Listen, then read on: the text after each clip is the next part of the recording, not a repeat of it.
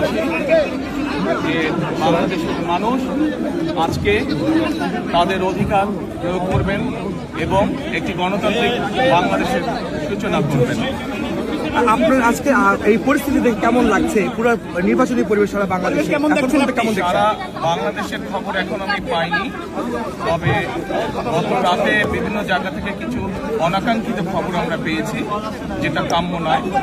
আমরা দৃঢ়ভাবে বিশ্বাস করি যে আইন শৃঙ্খলা বাহিনী তারা বিভিন্ন জায়গায় অত্যন্ত কঠোরভাবে সে সকল অনাকাঙ্ক্ষিত ঘটনা দমন করেছে, যা আমরা গতকাল ভোর রাত পর্যন্ত টিভির পর্দায় দেখেছি, বিভিন্ন চ্যানেলে দেখেছি।